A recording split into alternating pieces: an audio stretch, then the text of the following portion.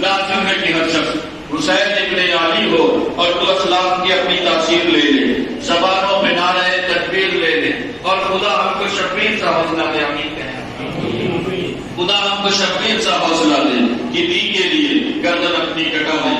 استغفر اللہ.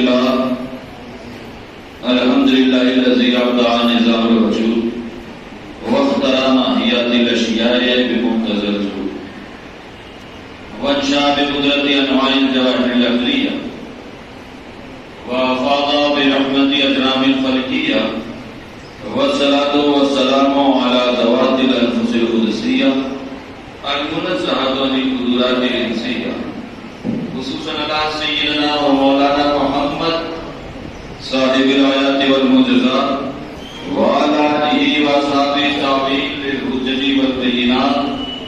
فأعوذ بالله من الشيطان الرجيم. بسم الله الرحمن الرحيم.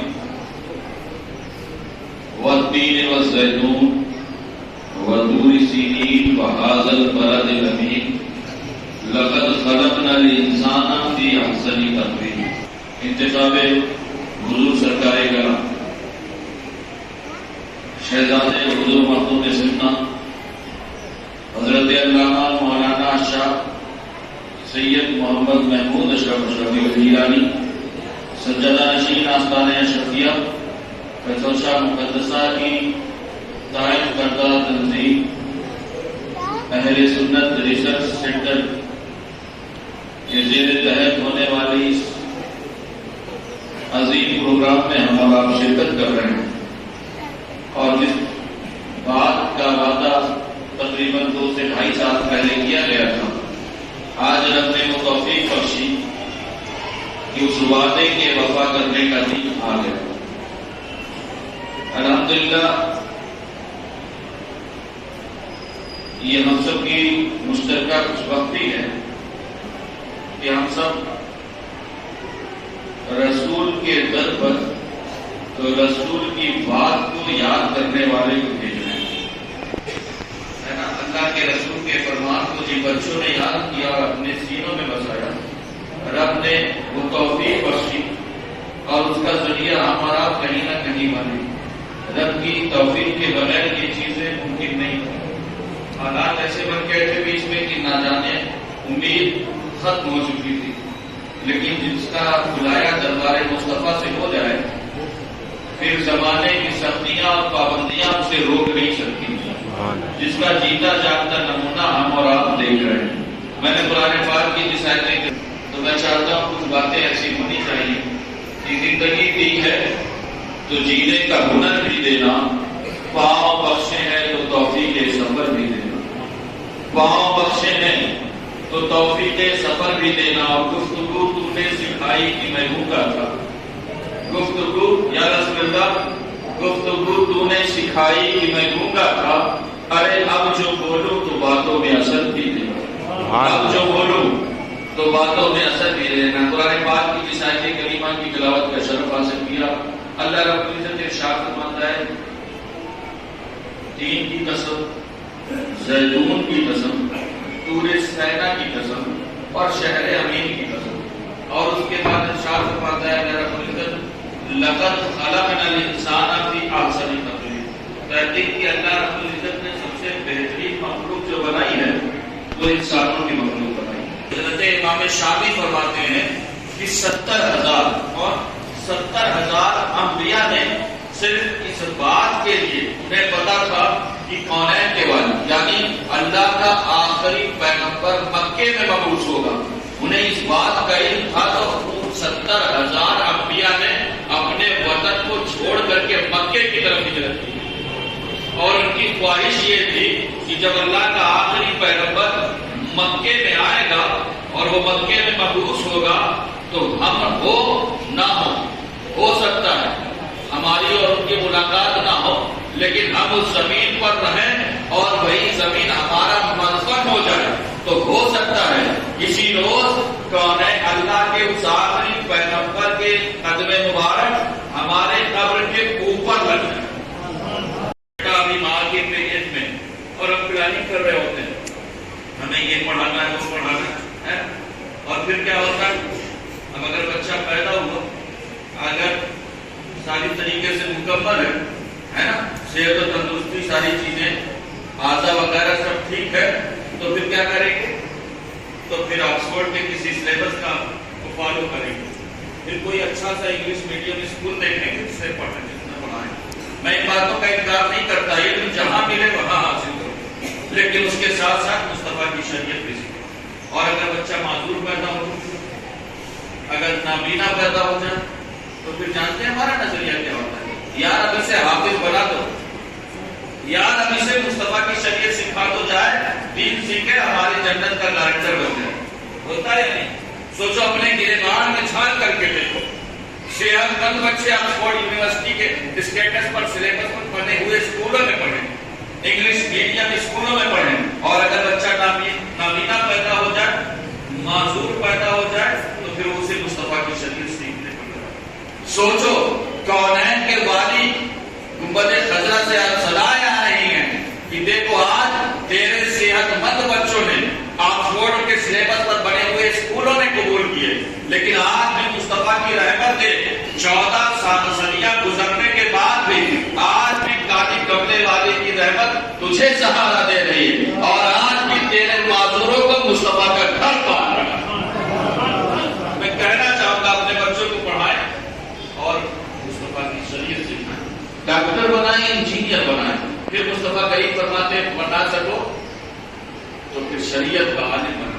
اور علماء فرماتے ہیں کہ جس خاندان میں اگر کوئی شریعت کا جاننے والا نہیں ہے تو وہ خاندان زندوں کا خاندان نہیں بلکہ مردوں کا خاندان ہے۔ بات میری نہیں ہے بلکہ الحمدللہ میں جو باتیں کرتا ہوں بہت مضبوط دلائل کے ساتھ کرتا ہوں۔ علماء فرماتے ہیں کہ جس خاندان میں اگر مصطفیٰ کی شریعت سیکھنے والے اور جاننے والا نہ ہو تو وہ زندوں کا خاندان نہیں ہے بلکہ وہ مردوں کا خاندان۔ پھر کونین کے والی ارشاد فرماتے ہیں اگر آگے نہ بن سکو، رحمت عالم کی رحمت دیکھیں اپنی امت پر، کونین کے والی ارشاد فرماتے ہیں اگر عالم نہ بن سکو کن عالم، اگر عالم نہ بن سکو او متعلم، پھر کم سے کم ایسا ہو جائے کہ طالب علم بن جاؤ، پھر علم کی باتیں جہاں ملے تو اسے حاصل کر لیا کرو، کہ اپنے بچوں کو پڑھائے اور مصطفیٰ کی شریعت سکھائے، اور ڈاکٹر اور انجینئر ہر کچھ بنائے لیکن ساتھ ہی ساتھ مصطفیٰ کی شریعت سکھائیں۔ کیوں؟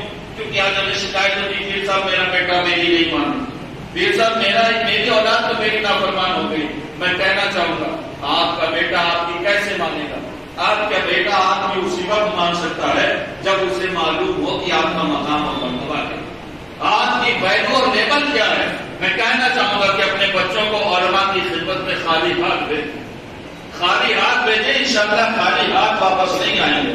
اگر واپس آئیں گے تو ماں باپ کا احترام لے کر کے آئیں گے۔ کیوں؟ کیونکہ ہمارے یہاں تعلیم یہی سے شروع ہوتی ہے، بیٹا باپ کا تمہاری زندگی میں مقام یہ ہے، باپ کا تمہاری زندگی میں لیبل یہ ہے، باپ کا تمہاری زندگی میں اسٹیٹس یہ ہے کہ اس کے قدموں کے نیچے جنت کا دروازہ ہے، اور ماں وہ ہے جس کے قدموں کے نیچے جنت ہے۔